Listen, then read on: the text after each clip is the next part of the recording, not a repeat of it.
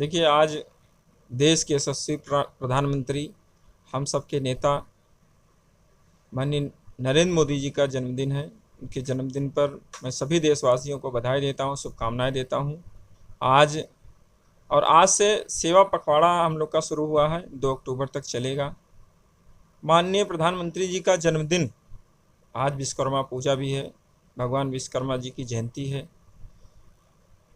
उनके जयंती के अवसर पर सभी को विश्वकर्मा पूजा की बधाई, शुभकामनाएं। और मैं तो ये मानता हूं कि विश्वकर्मा स्वरूप हमारे मोदी जी इस देश को स्वर्ग से भी सुंदर बनाने का काम कर रहे हैं।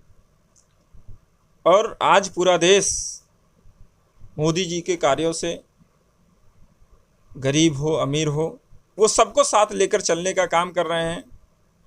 सारे लोग संतुष्ट दिखते हैं। मैं देखता हूं कि जैसे विश्व के सबसे सर्वश्रेष्ठ, सबसे प्रसिद्ध, सबसे लोकप्रिय नेता हैं, और वो ज़मीनी हकीकत भी हमने तलाशा तो मुझे ये दिखा कि नहीं, नरेंद्र मोदी जी की कोई काट इस पूरे विश्व में नहीं है।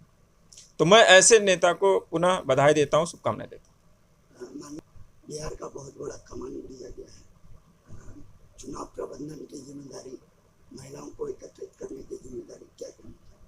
देखिए, ये भारतीय जनता पार्टी है, ये कार्यकर्ता बेस्ड पार्टी है। भारतीय जनता पार्टी का कार्यकर्ता ईमानदारी से अपना काम करता है। आज बिहार चुनाव नज़दीक है। हमारी पार्टी ने माननीय अध्यक्ष महोदया को बिहार प्रदेश में गोपालगंज जिले के बरौली सीट की जिम्मेदारी सौंपी है।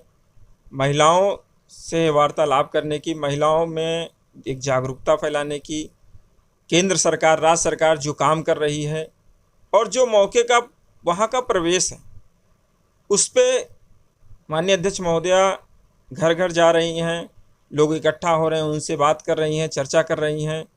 कई लेवल पर ये चर्चाएं, वहाँ जीविका बहनें हैं, वहाँ आंगनबाड़ी बहनें हैं, वहाँ आशा बहुएँ हैं, वहाँ लाभार्थी हैं, पंचायत प्रतिनिधि हैं, और ये जो हमारे बुद्धिजीवी वर्ग हैं, डॉक्टर हो, इंजीनियर हो, शिक्षक हो, वकील हो, ऐसे कई लेवल पे महिलाओं को उनसे बात करनी है, और सरकार की जो भी योजनाएं हैं उनको पहुंचानी है। उसके साथ साथ पुनः वहां एनडीए की सरकार बने, इसके लिए माननीय अध्यक्ष महोदया पूरी तरह से प्रयासरत हैं। 1 हफ्ते का उनका प्रवास लगा था, वो कल रात में वापस आई। 1 हफ्ते अपना प्रवास पूरा करके आगे फिर अगर पार्टी जिम्मेदारी देगी तो निश्चित ही आगे फिर चुनाव प्रचार में जाएंगे। देखिए, जनपदवासी, आज प्रधानमंत्री जी का जन्मदिन है, चारों तरफ हर्षोल्लास का माहौल है। कहीं कोई ब्लड डोनेशन कर रहा है, कहीं कोई फल वितरित कर रहा है, कोई वृक्षारोपण कर रहा है, साफ़ सफाई का काम सुबह से चल रहा है। तो जब हमारे यहाँ कोई त्यौहार होता है तो सुबह से ही, क्या 1 दिन पहले से ही हम उत्साहित होते हैं, उल्लासित होते हैं, और कैसे हम उस त्यौहार को अच्छे से मनाएं, वो पूरा दिन कैसे हमारे लिए अच्छा हो, इसका हम सब प्रयास करते हैं। और उस दिशा में आज सुबह से ही लगातार कार्यक्रम चल रहे हैं। ये कार्यक्रम रात तक चलते रहेंगे। मुझे लगता है कि सभी देशवासियों को आज प्रधानमंत्री जी के जन्मदिन के अवसर पर, विश्वकर्मा पूजा के अवसर पर एक उल्लास का माहौल है। उनको गर्व की अनुभूति होती है कि किसी माँ ने ऐसे सपूत को जन्म दिया है कि पूरा देश एक साथ ऐसे व्यक्तित्व का जन्मोत्सव आज मना रहा है।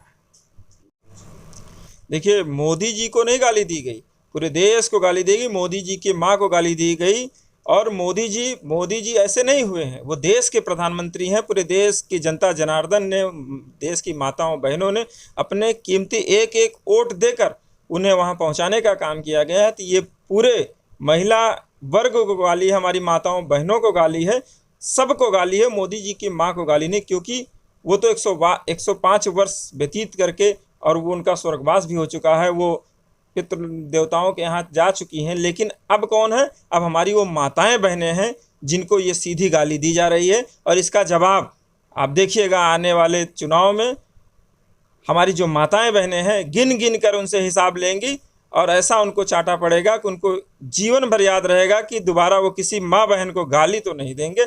बाकी वो चाहे जो ओछी राजनीति करें, लेकिन किसी महिला के ऊपर वो आंख उठाकर नहीं देखेंगे।